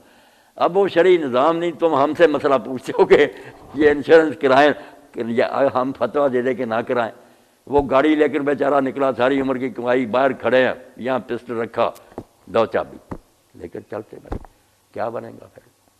اس لیے جو حالات ہیں ان میں نہ یہ مسئلے کرو کہ انشورنس نہیں جائز، فلاں نہیں جائز، لوگوں کو کرانے دو، کچھ نہ کچھ تحفظ تو حاصل ہو جائے، مارے جائیں گے۔ یہ آپ پڑھیں گے نا مولانا کی کتاب وہ آپ کو دی ہے، انہوں نے بحث کی کہ ان حالات میں کون کہتا کہ بیمہ نہ کراؤ، یہ نہ کرو، بیمہ نہیں کرانا تو کیا بننا ہے؟ آج کل ایک معاملہ میڈیا پہ ہے کہ جو نابالغ بچیاں ہوتی ہیں ان کی شادی کا وہ ایشو اٹھاتے ہیں اور اس کی بیس بناتے ہیں کہ جی اما عائشہ کی شادی بھی ایسی ہوئی، تو یہ مولانا اس بارے میں تھوڑی سی وضاحت کر دیں۔ بالکل وقت ہو گیا۔ سہل اگر رسول اللہ اس چھوٹی عمر میں شادی نہ کرتے تو دین کا ایک باب جو تھا نامکمل ہی رہ جاتا۔ کئی مرتبہ دین نے کوئی یہ تو نہیں کہا کہ حکم ہے کرو، مگر ایسے حالات ہوتے ہیں، ایک آدمی ہے بیمار ہے، مر رہا، وہ دیکھ رہا کہ اب میں تو یار جیتی جان اگر بچی کا کر جاؤں، یہ بھتیجا وغیرہ جو ہے اس کے ساتھ، تو چلو یہ سارا بعد میں کون پوچھے گا۔ تو ایسے حالات میں اگر دین نے یہ راستہ کھلا رکھا ہے، اور اس میں یہ بھی بات ہے کہ نکاح پکا اس وقت ہوگا جب لڑکی بالغ ہونے کے بعد اس کو منظور کرے گی۔ اگر بالغ ہونے کے بعد اس نے انکار کر دیا تو خیار البلوغ شریعت نے اسے دیا، مگر یہ کہ کر جائے باپ یا دادا وغیرہ اپنی زندگی میں، اس کا کوئی اس کا راستہ روکنا کوئی عقل مندی ہے؟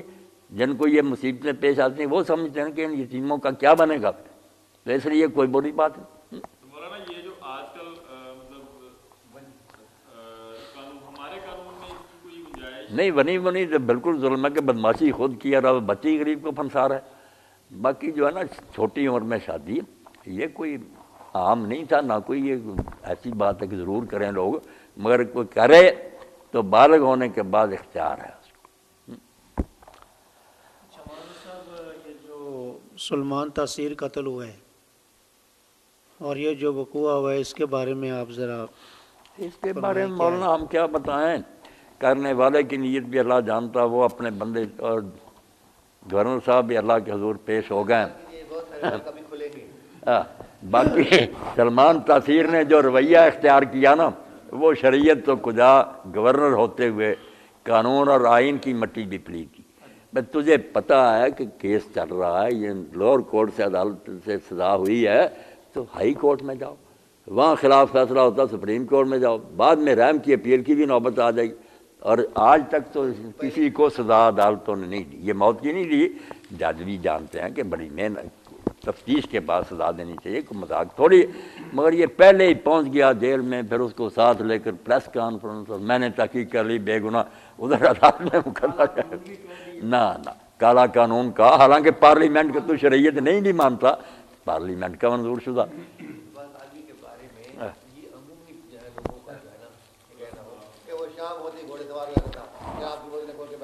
اسی طرح لاکھوں روپے کی شراب مہینے کی جو اسی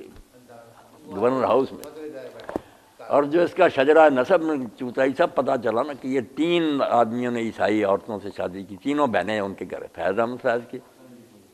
اور دوسری تھی ایم ڈی تاثیر کے ساتھ اس کے باپ کے گھر میں، ایک سلمان رشدی کی ماں۔ یہ تینوں جو ہے نا اکٹھی بہنیں تھیں، عیسائی تھیں، ان سے وہی پیدا ہوا۔ سلمان رشدی وہاں چھپا ہوا ہے، یہ یہاں ہیں، سب مرتد۔ اس کا بیٹا جو سکھری میں سے، اس نے کتاب نہیں لکھی کہ گھر میں سور کھاتا ہے، ہاں بیٹے نے لکھی، بیٹے نے کتاب لکھی، والد اسلامی ڈائری ہے اس میں۔ اس کے والد کا سننے میں یہی آیا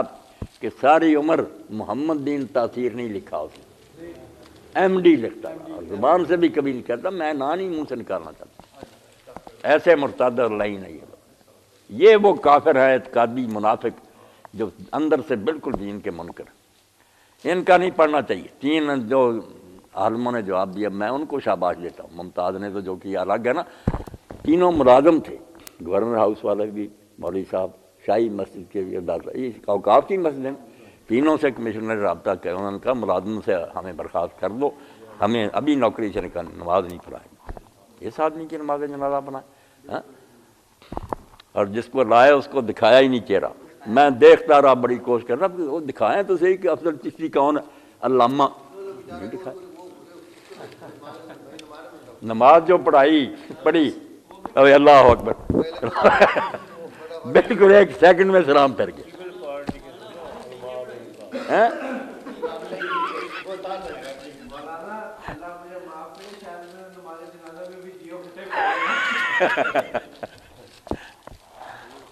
ان کی نماز جنازہ جو پڑھی جائے نا، میرے میں تو کہتا ہوں شیعوں نے جو روایت لکھی نا کہ ایک شخص امام حسین رضی کے ساتھ گیا کسی جنازے میں، اب وہ ان کے ساتھ کھڑا، وہ آدمی تھا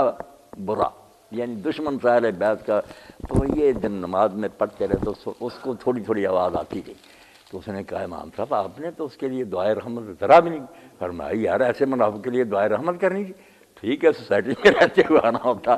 بر کو یہی کہ اس کی قبر کو آگ سے بھر دے اور اس پر وہ عذاب کرے۔ کئی علماء تو کہتے ہیں حضور نے عبداللہ بن ابی کے لیے پتہ نہیں کیا کہا تھا، حضرت عمر خواب ضد کرتے رہے، نبی سے زیادہ بہتر کون جانتا تھا کیا کرنا، اور اس جنازے کا اثر جو ہوا کہ ہزاروں منافق کا پکا مومن ہو گیا، جو اس کے ساتھ تھے نا، جتنے منافقوں نے اس دن توبہ کی کبھی نہیں، انہوں نے کہا یار یہ ایسے کرتا رہا، اور حضور نے یہ شروع کیا، کرتا اپنا دیا، منہ میں لعاب داخل کیا، جنازہ پڑھایا۔ تو کئی چیزیں جو ہے حکمت کے تحت بھی ہوتی ہیں، نادان لوگ اپنی جگہ چیختے رہتے ہیں کہ یہ کیوں کیا، یہ کیوں کیا۔ ہاں یہی اثر بہت خوش کون ہے کہ وہ شیری رحمان تھی، اس نے بل واپس لے لیا فوراً۔ پارٹی والوں نے لیا، کیوں اعجاز؟ پارٹی نے کہا ہم حاصل ہے تو اس نے نہیں لیا، نہیں چلو پارٹی نے کیا یہ وہ قادری صاحب کی ورنہ ڈائریوں کا ماسٹر صاحب نے کہا قادری صاحب کی قدرت کا اثر ہے۔ ڈائری نصیر لائی ہو، لائلی نصیر کو ہے۔ الحمدللہ رب العالمین والصلاة والسلام علی رسولہ الکریم سیدنا محمد وآلہ واصحابہ اجمعین۔ اللہم اغفر لنا وارحمنا وعافنا واعف عنا فی الدنیا والآخرہ انک علی کل شیء قدیر۔ اللہم انصر الاسلام والمسلمین واخذل الکفرۃ والمشرکین۔ اللہم وفقنا لما تحب وترضى واجعل آخرتنا خیرا من الأولى۔ نسأل اللہ العظیم رب العرش العظیم ان یشفع مرضانا ومرضى المسلمین۔ اللہم اشف کل مریض، اللہم رد کل غریب، اللہم اقض دین کل مدین، اللہم فک کل اسیر، اللہم اصلح کل فاسد من امور المسلمین، وصلی اللہ تعالی علی خیر خلقہ محمد وآلہ وصحبہ اجمعین۔ حکیم صاحب کو فون کر دینا کہ اللہ تعالیٰ خیر سے انہیں رکھے، دعا ہم نے کی ہے۔ بالکل مولانا انشاءاللہ آپ کا وقت بھی آ جائے گا، ہاں اس سے اگلے جمعے آئے نا، یہ وعدہ کیا ہوا نا ایک بار، ہاں۔